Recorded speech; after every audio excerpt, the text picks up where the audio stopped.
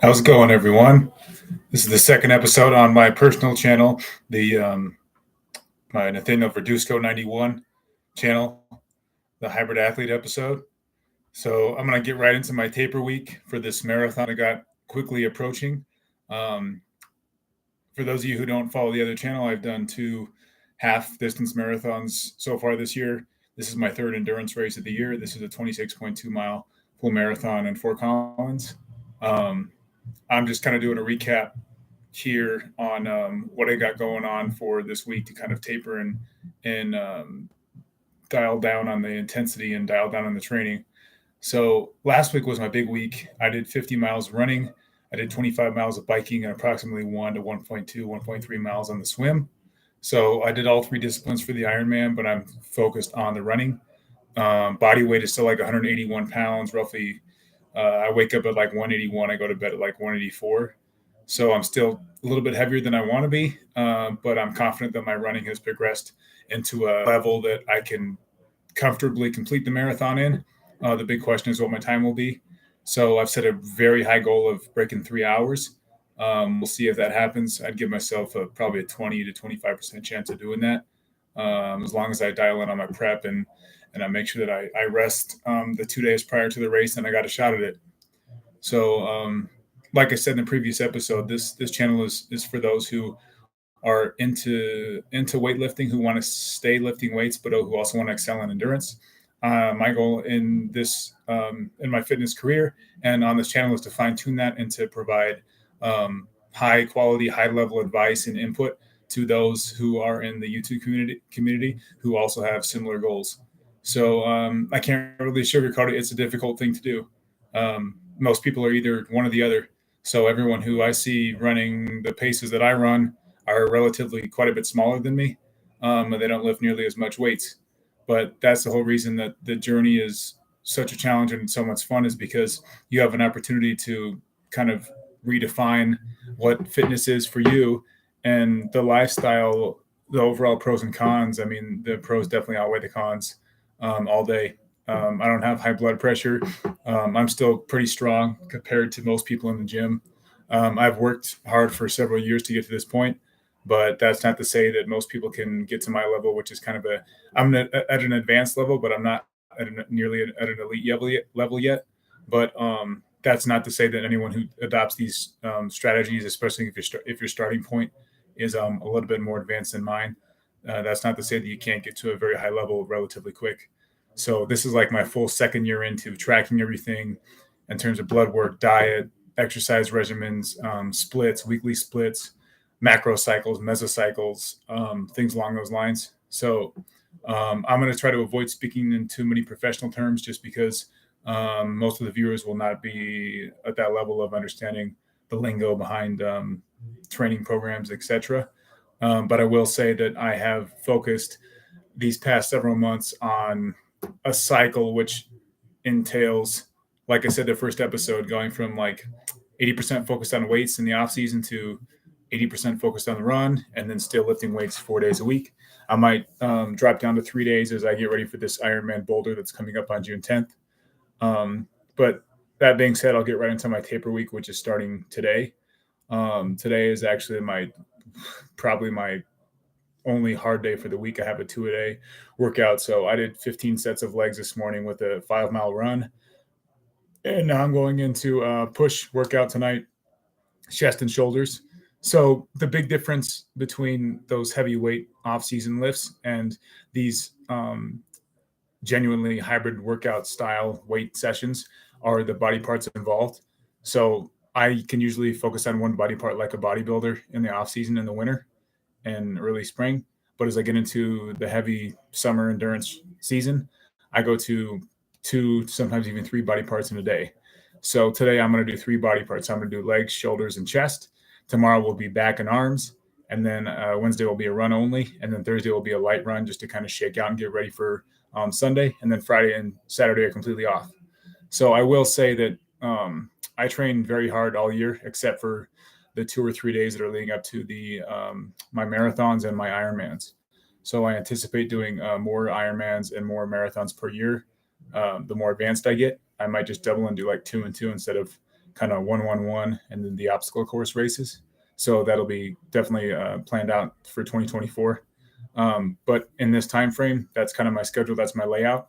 So the advantage of working out pretty much all the time, treating specific weeks where I really feel depleted and my joints hurt, treating those differently, obviously, but just reacting to my body.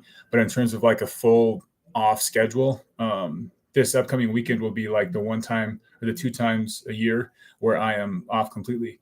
So when that happens, my body, the stimulus to my body, the recovery session, those 48 hours are very valuable because my body's never used to that. So it's kind of like vice versa in terms of growing and pushing your body to different kind of shocking the system. Giving my body that rest right before a long distance run is something it's not used to. This entire spring, my longest runs have come on Saturdays, which is the end of 5 days of heavy training. So I'm already depleted, and then I go out and I run 17 miles. This weekend it was 20 miles, and I'm executing at a pretty good pace, right around 7 minutes, just over 7 minutes with that type of training schedule for the week. So I can only anticipate and speculate that when I take the 2 days off this upcoming weekend for the May 7th race, that I'm going to be even a level above what I was last year. Because when you compare apples to apples, last year I finished my 17-mile runs right at around 2 hours at my peak of training, but I just executed a 19 and a half, roughly 19.7 mile run at nearly the same pace. So I added 3 miles to my peak run versus last year, and I wasn't lifting as many weights as I am this year at this time. At this time last year, I was a little bit skinnier. I was a little bit smaller, weighed about 3 to 4 pounds lighter.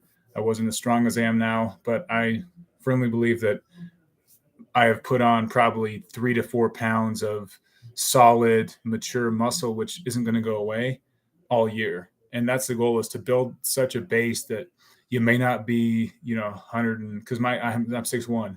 I may never be 155 pound, dominating the marathons or winning the race, but I will be a top 5% of the field, which is my goal. I was top 5% last year, and I intend to be top 2-3% this year. So with a competitive time.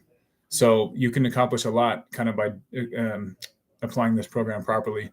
And the more I get into my specialized certifications and my expertise in the kind of the entire repertoire of being a hybrid athlete, the more I'm going to share. But I just want to make sure that I give you guys the best content, the highest quality, and what is my truth and what is ultimately the universal, kind of the generalized truth for anyone out there who's looking to do the same thing. So to kind of conclude my taper week, as I said, today's a tougher day, but then I kind of just taper off. And then when I hit Wednesday or Thursday, that weight session with maybe a 5K run, it's just going to be like a pacing run. So I might run at what my goal pace would be for like the first 13 miles, which is going to be like a 6:45 pace. So I'll just kind of go and crank that out relatively easily. And then I'll hit like a lightweight session, and then I'll focus on recovery for, 48 to 72 hours. Diet wise, nothing really changes. I think it's important for everyone who's maybe doing these races for the first time to not eat anything different than what they're used to eating. So don't psych yourself out and be like, oh, I got to eat, 3 big ass bowls of pasta the night before just because I need to carb up. If your diet doesn't include pasta, don't eat pasta. If your diet is like mine's beef and rice, chicken and rice, I'm just going to add half a cup to a cup of rice. And then I'm going to have that as my extra carb source for the night before, because I already eat pretty substantially a night. So I'm not going to do anything that's way out of the norm. I'm not going to eat extra sugar. I'm not going to do anything that's stupid that might get me sick or not make me feel the same. So I'm just going to kind of enhance the processes that I already take in terms of recovery, sleep, etc. I'm going to lay off the caffeine for that day before. I'm going to drink maybe just one caffeinated beverage, just like 150, maybe at the most 200 milligrams of caffeine for the whole day. And then I'm going to set myself up for like a nice sleep. I'll wake up early, 4 a.m., probably 3:45 in the morning, because the race starts at 6:30, and then get to the location and be ready for the race. So overall, it's important just to kind of keep your same routine, but maybe just adjust up 5, 10, 15%, just to kind of anticipate the stress that you're going to be putting on your body. Because 26 miles, I only run that once or twice a year. That's it. So in my training, I'm never running the full Ironman distance. I might change that in the future, but thus far it's kind of worked out pretty well, just because I never give myself the opportunity to logically take 3-4 days off from hard exercise to try to attempt a 26-mile run. From my perspective, on my 6th day of training in a row, when I go out to run 20 miles, That's a very difficult task, at least for the fitness level that I'm at right now. If I were to take a specific time frame off, or even lighten the workload on the weights, then I would be able to do that easier. But that's not my approach. I only do it twice a year. People are more than welcome to kind of comment or um, you know send their feelings or their input towards that. But in my opinion, that's just kind of how I like to do things. I've done some research into kind of the loss of cardio fitness that happens if you take specific time frames off. Taking 2 weeks off will damage your cardio progression, but anything less than that is very pretty much not damaging at all, as long as you're staying active, as long as you get your heart rate up daily. For example, I did a 50-mile week. This is in my taper week. My total mileage before the race is going to be like maybe 20, 22 miles. So I'm going to still hit like a 45 to 50-mile week, but it's just going to be concentrated on that one peak day, as opposed to stretching out a couple, like a 17-mile run, a 12-mile run, and some 6-mile runs. So this week it's going to be like my 5-mile run, a 3-mile run, one 11-mile run, and then the race. So it's going to look different. Um, Other than that, I think I'll save some of my other stuff for a different episode. But I just wanted to send a quick update on my taper. I know there's a few people who I know who are doing this race, so good luck to y'all out there. Anyone else who wants to reach out and kind of maybe train at some point, or just collab on some information, my door is always open. I'm on YouTube all day because that's where I play my music when I work out and stuff. So I'll see any notifications, any messages. So feel free to hit me up. I think that's all I got. Kind of a short and sweet video today. So can't wait for this race. I've been excited. I've been thinking about it for the last pretty much all year. So we'll see how it goes, and then I'll be able to get on here and provide a kind of a post race analysis video on Monday, either Monday or Tuesday. So thanks a lot, guys. Take care. Have a good one, and go out there and, as usual, be great.